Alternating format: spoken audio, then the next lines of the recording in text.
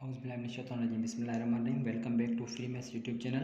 उम्मीद है आप लोग सब खैरियत से होंगे ऑल स्टूडेंट्स। तो आज हम यहाँ पे इस वीडियो लेक्चर में 18.5 को सॉल्व करेंगे, जो कि 10 क्लास की मैथमेटिक्स बुक में से सॉल्व कर रहे हैं। ऑलरेडी मैंने 8.4 तक सॉल्व किए हुए हैं और इसमें मैं डिस्क्रिप्शन में ऐड कर दूँगा इसके लिंक्स। तो आपने क्या करना है, चैनल को सब्सक्राइब करना है और आपने वीडियो को लाइक भी करना है और कमेंट भी करना है अगर आपको अच्छी लगे तो प्लीज़। तो सबसे पहले आपके पास इसमें कह रहे हैं कि if y varies directly as x square and z. तो यहाँ से हमारे पास अकॉर्डिंग टू कंडीशन क्या कह रहे हैं कि अगर डायरेक्टली कौन कर रहा है, वाई वेरी कर रहा है directly as x square and z, इसका मतलब एक्स स्क्वायर जेड लिखेंगे। ठीक है, तो मैं अगर इसको इक्वेशन बनाना चाहूँ तो y इज इक्वल टू एक कांस्टेंट ऑफ प्रोपोर्शनलिटी k लगाते हैं और इज इक्वल टू, तो ये हो जाएगा एक्स स्क्वायर और ये z। तो इसको हम इक्वेशन नंबर 1 दे देते हैं।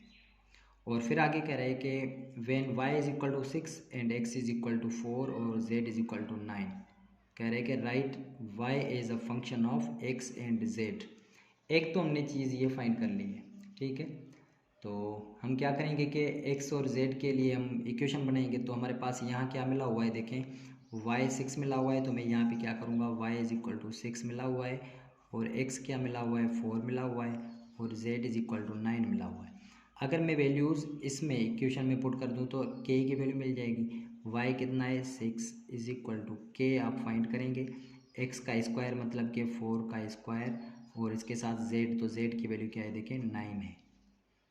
तो चले यहाँ से क्या बच जाएगा k, क्योंकि ये 6 वहीं पे रख रहा हूँ मैं, इनको इस तरफ लेकर आ रहा हूँ, तो यहाँ पे 4 का स्क्वायर 16 मल्टीप्लाई कर रहा है, इस तरफ जाकर क्या करेगा, डिवाइड करेगा, तो ये 16 हो जाएगा। और 9 इस तरफ क्या कर रहा है आपके साथ मल्टीप्लाई, तो यहाँ पे क्या हो जाएगा, ये डिवाइड हो जाएगा। तो जब मैं इनको सिंप्लीफाई करूँगा तो आपके पास k की वैल्यू क्या मिल जाएगी, देखें 6 का टेबल, ठीक है, यहाँ पे अगर लगा ले तो फिर आपके पास क्या मिल जाएगा, ठीक है, अच्छा 6 का टेबल यहाँ पे लगा लें, तो 6 का नहीं लग रहा तो यहाँ से हम क्या करेंगे, 2 का लगा देंगे, तो 2 का 1 टाइम और यहाँ पे आपके पास क्या लग रहा है कि 2 का 8 टाइम्स लग रहा है। तो फिर यहाँ से हम क्या करेंगे कि 2 का लगाएंगे 1 टाइम और यहाँ से आपके पास क्या लग जाएगा, 4 टाइम लग जाएगा। इसका मतलब ये हुआ कि अच्छा 2 का 3 टाइम्स लगा था ना, सॉरी। तो फिर यहाँ से इसको मैं फिर से लिख देता हूँ, x इज इक्वल टू क्या मिला था, 6 डिवाइडेड बाय 16 मल्टीप्लाई 9। तो यहाँ से 2 का 3 टाइम्स और यहाँ पे 8 टाइम्स, फिर 3 का 1 टाइम और यहाँ पे 3 का 3 टाइम्स, तो 8 3 ज़ा 24। इसका मतलब कि k की वैल्यू 1/24 मिल गई। अच्छा k की वैल्यू 1/24 मिल गई। अब हम क्या करेंगे कि ये इस इक्वेशन नंबर 1 में पुट कर देंगे। तो चलें 1 में पुट कर दें तो आपके पास क्या मिल जाएगा, y is equal to k आपके पास क्या है 1/24 और उसके साथ क्या है एक्स स्क्वायर और ये z। एक तो आपके पास ये मिल गई कि y इन टर्म्स ऑफ आपके पास ये मिल गया। ठीक है, एक चीज़ आपने ये फाइंड करनी थी in terms of x y और एक्स जेड के टर्म्स में। अच्छा फिर आगे कह रहा है कि एक चीज़ यहाँ तक हमने फाइंड कर दी, and determine value of y।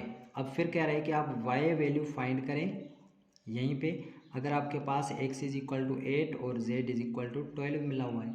तो चले इसमें पुट कर दें तो y इज इक्वल टू क्या मिल जाएगा, 1/24 मल्टीप्लाई एक्स स्क्वायर, इसका मतलब कि 8 का स्क्वायर हो जाएगा, इंटू z कितना है आपके पास 12 है। तो 12 का टेबल 1 टाइम, यहाँ पे आपके पास 2 टाइम्स लग जाएगा। इसका मतलब कि y की वैल्यू क्या मिल जाएगी, 8 का स्क्वायर कर दें 64 मिल जाएगा, डिवाइडेड बाय ये 2, तो यहाँ से 32 टाइम्स लग जाएगा। तो y आपके पास क्या मिल गया है, 32 मिल गया। तो अब देखें कि ये आपके पास दोनों आंसर फाइंड हो गए। तो इसी तरीके से हम क्वेश्चन नंबर 2 करेंगे। तो क्वेश्चन नंबर 2 को देखते हैं उसमें क्या कह रहा है। तो अब हमारे पास इसका क्वेश्चन नंबर 2 जो है फिर इसमें भी सेम तरीका है। कह रहा है y varies directly as x and u square. इसका मतलब मैं लिख सकता हूँ कि वाई वेरीज एज, अच्छा डायरेक्टली एज, इसका मतलब एक्स और ये u square, and inversely as v n t. Inversely कैसे लिखते हैं, इसको नीचे लिख लेते हैं वी एन टी, सही है, यहाँ तक हो गया वी और टी। तो फिर हम क्या करेंगे, इसको मैं कैसे लिखूँगा, साइन ऑफ प्रोपोर्शनलिटी ख़त्म करके इज इक्वल टू और के लगा दूंगा और इसके साथ एक्स यू स्क्वायर हो गया और डिवाइडेड बाय वी और टी मिल गया। अब देखें क्या है आपके पास, अगर मैं इस y में y में, अच्छा y की वैल्यू क्या है 40 है। अगर मैं इस y की जगह पे 40 की वैल्यू पुट कर दूँ तो k की वैल्यू हमें मिल जाएगी, क्योंकि x भी हमारे पास है। x क्या है आपके पास, देखें 8 मिला हुआ है, और फिर u क्या मिला हुआ है 5, तो 5 का आपके पास क्या है कि स्क्वायर है, और डिवाइडेड बाय आपके पास क्या है v और t मल्टीप्लाई हो रहा है, तो v क्या है 3 है और t आपके पास क्या है 2 है। तो जब मैं इसको सॉल्व करूँगा तो ये आपके पास कितने हो जाएंगे, देखें यहाँ से 2 का टेबल यहाँ से इस पर 4 टाइम्स लग जाएगा, 3 यहाँ पे डिवाइड हो रहा है इस तरफ जाकर मल्टीप्लाई, तो 340 मल्टीप्लाई हो जाएंगे, ये हो जाएगा 120 इज इक्वल टू ये कितने हो जाएंगे 4 बच जाएंगे, के बच जाएंगे, 5 का स्क्वायर कितना हो जाएगा 25 हो जाएगा। तो जब ये मल्टीप्लाई करेंगे, ठीक है, ये मल्टीप्लाई हो रहा है इस तरफ जाकर डिवाइड, तो ये हो जाएंगे 100 के, तो ये 100 के इज इक्वल टू 120। तो k की वैल्यू अगर फाइंड करना चाह रहे हैं तो ये हो जाएगा 120 डिवाइडेड बाई 100। यहाँ से 0 कैंसिल, यहाँ पे 6 टाइम्स, यहाँ पे 5 टाइम्स, इसका मतलब कि k की वैल्यू क्या मिल गई आपके पास 6/5 मिल गई है। अच्छा 6/5 आपके पास ये मिल गई।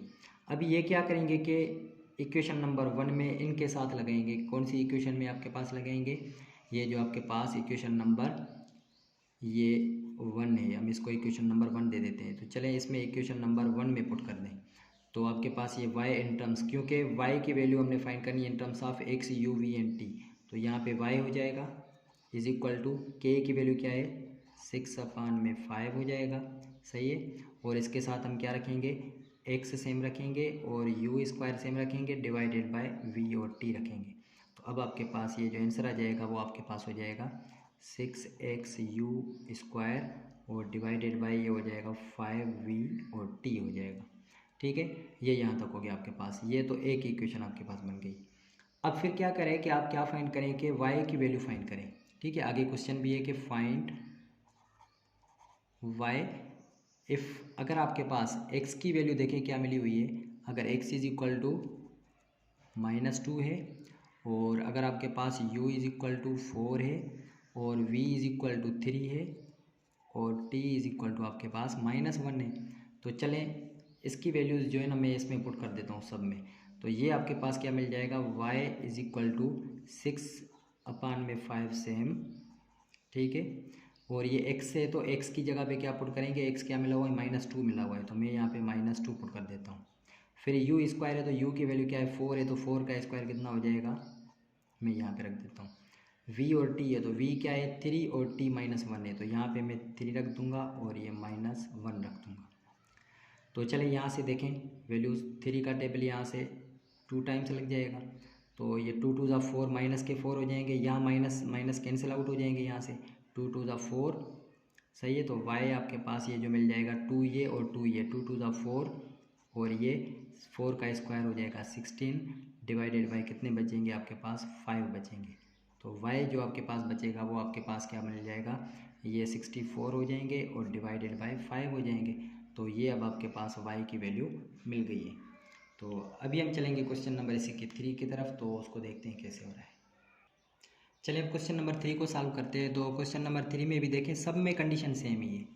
इसमें करें कि if w varies directly as u square, अगर w डायरेक्टली वेरी कर रहा है as u square and inversely as cubic root of w। Inversely नीचे लिखते हैं, क्यूबिक रूट कैसे लिखते हैं हम, क्यूबिक रूट ऐसे लिखते हैं, किसका क्यूबिक रूट ऑफ v, तो इसको ऐसे लिख देंगे। तो ये आपके पास अब इक्वेशन क्या बन जाएगी, w इज इक्वल टू के और ये u स्क्वायर डिवाइडेड बाय ये आपके पास क्यूबिक रूट। अच्छा ये इक्वेशन नंबर 1। चले इसमें आपके पास क्या क्या मिला हुआ है, w 216 u, इसमें वैल्यूज़ पुट कर दें, तो ये w की जगह पे 216 पुट कर दें, और इज इक्वल टू के आपके पास सेम रहेगा, u का स्क्वायर, u आपके पास क्या है 6 का स्क्वायर हो जाएगा, ठीक है। और फिर आपके पास क्या है डिवाइडेड बाय ये 3, और v की वैल्यू देखिए क्या है, v आपके पास मिला हुआ है 27 मिला हुआ है, तो मैं यहाँ पे 27 लिख दूँगा। तो अब ये हो गया आपके पास 216, ये इस तरफ डिवाइड हो रहा है और उस तरफ जाकर मल्टीप्लाई। अच्छा 327 का क्यूब रूट अगर निकालेंगे तो आपके पास क्या मिल जाएगा, सिर्फ ये 3 मिल जाएगा, सही है ना 3। तो क्यूब रूट फाइंड करेंगे 27, 3 का क्यूब करेंगे, फिर 1/3 कैंसिल, तो ये 3 इस तरफ आ जाएगा, इज इक्वल टू 6 का स्क्वायर करेंगे 36, ये मल्टीप्लाई हो रहा है, इस तरफ आकर क्या कर देगा, डिवाइड कर देगा 36, इज इक्वल टू के। अभी यहाँ से जब इसको आप सॉल्व करेंगे तो आपके पास के की वैल्यू जो मिल जाएगी वो आपके पास क्या मिल जाएगी, यहाँ से देखिए 3 का टेबल 1 टाइम, यहाँ पे 3 का 12 टाइम, और 12 का टेबल यहाँ पे आप क्या लगाएंगे, इस पे लगाएंगे तो 12 का 1 टाइम लग जाएगा, सही है, और यहाँ पे 18 टाइम्स लग जाएगा। तो ये के की वैल्यू आपके पास मिल गई है 18। अब के की वैल्यू मिल गई तो उसके साथ क्या मिला हुआ है, फिर u is equal to 10, v is equal to 125, तो फिर आप क्या फाइंड करो, w आप फाइंड करो। तो w का हमारे पास इक्वेशन ये है, w सेम फाइंड करेंगे, k लिखा हुआ है तो k की वैल्यू क्या है 18, और u का स्क्वायर, इसका मतलब u क्या है 10, तो 10 का स्क्वायर हो जाएगा, अपान में ये क्या लिखेंगे 3, ठीक है। इस 3 को मैं ख़त्म करके इसको ऐसे लिख सकता हूँ, v की जगह पे 125, और ये हो जाएगा 1/3 हो जाएगा, लिख सकते हैं बिल्कुल। तो ये 18 हो जाएगा, और ये 10 का स्क्वायर 100 हो जाएगा, डिवाइडेड बाय 125 की जगह पे मैं 5 का क्यूब रख दूं, और ये 1/3 रख दूं, ये कैंसिल आउट हो जाएंगे।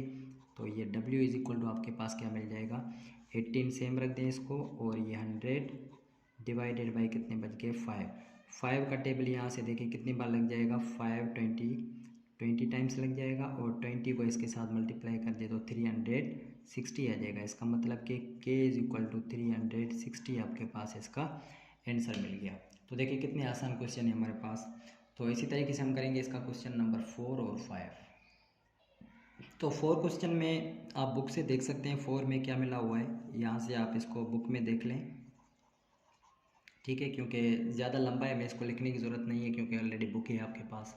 तो फिर मैं यहाँ पे लिख देता हूँ कि अकॉर्डिंग टू कंडीशन, मेरे पास बुक है तो उस कंडीशन के हिसाब से कह रहा है कि if time period t of a simple pendulum is directly proportional to, अगर कह रहा है कि टाइम पीरियड टी है वो डायरेक्टली प्रोपोर्शनल है किसके, इसमें कह रहा है कि स्क्वायर रूट ऑफ एल कह रहा है, और फिर इन्वर्सली प्रोपोर्शनल किसके कह रहा है कि स्क्वायर रूट ऑफ जी कर रहा है इसके हिसाब से। तो ये हमारे पास जो इक्वेशन बन जाएगी वो आपके पास क्या बन जाएगी, t इज इक्वल टू के, और आपके पास ये हो जाएगा √L और डिवाइडेड बाय √G हो जाएगा, ये ग्रेविटी है, ठीक है। इसको इक्वेशन नंबर 1 दे देते हैं। अब हमारे पास ये फिर मिला हुआ है कि t जो आपके पास मिला हुआ है, ठीक है, गिवन जो है हमारे पास, मैं लिख देता हूँ t आपके पास मिला हुआ है, ये 2 सेकंड्स मिले हुए हैं, और आपके पास ये जो L मिला हुआ है वो आपके पास क्या मिला हुआ है 100 सेंटीमीटर मिला हुआ है, और फिर उसके बाद अच्छा, और G जो मिला हुआ है वो आपके पास पता है कि कांस्टेंट है 9.8 मीटर पर सेकंड स्क्वायर ये होते हैं। तो L को मैं लिख सकता हूँ कि 100 सेंटीमीटर, इसका मतलब है कि L is equal to 1 metre, सही है, लिख सकते हैं इसको, चलें लिख लें इसको। तो अब ये वैल्यूज़ में क्या कर दूंगा कि इसमें ऊपर वाले में पुट कर दूंगा, तो ये आपके पास क्या मिल जाएगा, t की वैल्यू देखिए क्या है, t is equal to 2 seconds, तो ये मैं यहाँ 2 लिख दूंगा, k सेम, और फिर l क्या है आपके पास √1 डिवाइडेड बाय 9.8 का फिर क्या करेंगे √, तो ये √1 सेम ही रहेगा, इसका मतलब ये डिवाइड हो रहा है उस तरफ मल्टीप्लाई हो जाएगा, तो ये k की वैल्यू हमारे पास जो मिल जाएगी, अच्छा ये 9.8 2 के साथ 9.8 का जब आप अंडर निकालेंगे तो ये हो जाएगा 3.13 हो जाएगा 3.13। इसका मतलब ये हुआ कि k की वैल्यू आपके पास क्या मिल जाएगी, ये मिल जाएगी आपके पास 6.26 मिल जाएगी। चले k मिल गया। अब आगे हमारे पास क्वेश्चन में फिर मिला हुआ है कि अगर आपके पास फिर t हमने आपके क्या करना है कि फाइंड करना है, अगर आपके पास ये l जो मिला हुआ है वो आपके पास 200 सेंटीमीटर मिला हुआ है, और ग्रेविटी जो है अब आपके पास 7.6 है, तो आप क्या फाइंड करें, अच्छा इसमें भी L क्या है कि L को मैं 200 सेंटीमीटर है तो इसको मैं 2 मीटर लिख दूंगा इसको, सही है। तो आप T फाइंड कर दें, चले T की इक्वेशन सेम, K की वैल्यू अब क्या मिली थी वो हम यहाँ पे रखेंगे 6.26 रखेंगे, और फिर √L है तो L क्या है आपके पास देखिए √2 डिवाइडेड बाय √G क्या है आपके पास 7.6 मिल जाएगा। तो अब आपके पास t इज इक्वल टू क्या मिल जाएगा ऊपर जब आप मल्टीप्लाई करेंगे तो ये हो जाएगा 1.41, 6.26 को मल्टीप्लाई कर दे 1.41 के साथ और डिवाइडेड बाय 7.6 है, तो इसका रूट जब लेंगे तो 2.75 आ जाएगा। तो जब आप ऊपर मल्टीप्लाई करेंगे तो आपके पास ये हो जाएगा 8.839 मिल जाएगा, डिवाइडेड बाय आपके पास 2.7, तो ये हो जाएगा 2.7।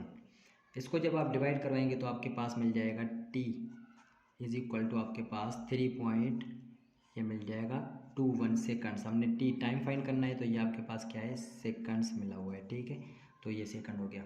अब हमारे पास ये बुक में जो मिस्टेक थी एक, वो हमारे पास क्या मिला हुआ था कि बुक में, अच्छा मैं लिख देता हूँ कि बुक में जो आपके पास क्या था कि 200 मीटर था, लेकिन ये आपके पास गलत है, ठीक है, क्योंकि क्वेश्चन को आपने क्या करना है कि 200 आपने क्या करना है, सेंटीमीटर लेना है, तो फिर आपके पास ये इसका आंसर आ जाएगा। तो ये क्वेश्चन नंबर 4 भी सॉल्व हो गया। इसी तरीके से हम क्वेश्चन नंबर 5 सॉल्व करेंगे। तो अब हमारे पास इसमें क्वेश्चन नंबर 5 में भी मैंने क्या किया है कि कंडीशन थोड़ी लिखी है, उसके बाद फिर क्वेश्चन आप बुक में से देख लेना। तो कंडीशन के हिसाब से कह रहा है कि ये जो वॉल्यूम है of a particular gas is directly proportional to t, ठीक है, और तो वॉल्यूम जो है डायरेक्ट प्रोपोर्शनल टू टी है, और फिर इनडायरेक्ट प्रोपोर्शनल किसके है, आपके पास ये प्रेशर, ठीक है, ये आपके पास मिला हुआ है स्क्वायर रूट ऑफ प्रेशर। तो मैं अगर इसको लिख दूँ v इज इक्वल टू के टी और ये स्क्वायर रूट ऑफ प्रेशर, ठीक है, कंडीशन के हिसाब से, तो ये इसकी इक्वेशन नंबर 1 मिल गई। अब आपके पास ये जो मिला हुआ है, मैं यहाँ पे लिख देता हूँ कि क्या क्या मिला हुआ था। अगर आपके पास कह रहे हैं कि वॉल्यूम जो है वो 100 है, और आपके पास टी जो मिला हुआ है वो क्या है, 30 है, और अगर आपके पास प्रेशर जो है वो आपके पास क्या है, 64 है, तो के की वैल्यू यहाँ से मिल जाएगी। देखें v, तो v की वैल्यू क्या है, 100, मैं यहाँ पे 100 पुट कर दूंगा इज इक्वल टू के, और t देखें क्या मिला हुआ है, 30, divided by square root of pressure कितना है, 64। तो चले इसको 64, ये 8 हो जाएगा, 8 यहाँ डिवाइड हो रहा है इस तरफ मल्टीप्लाई, तो ये हो जाएंगे आपके पास 800 इज इक्वल टू के, और यहाँ पे 30, तो ये 30 इस तरफ जाकर ये क्या करेगा, आपको पता है कि ये उस तरफ मल्टीप्लाई इस तरफ जाकर डिवाइड करेगा, 800 डिवाइडेड बाय 30, यहाँ से 0 कैंसिल, यहाँ से 0, इसका मतलब ये हुआ कि के की वैल्यू क्या मिल गई है, 80 डिवाइडेड बाय 3। अच्छा, फिर आपके पास आगे कह रहा है कि आप क्या फाइंड करें, कि आप वॉल्यूम फाइंड करें, जबकि आपके पास ये टी मिला हुआ है 60, और फिर आपके पास प्रेशर अगर आपके पास क्या हो, 81 हो, और के की वैल्यू ये हो।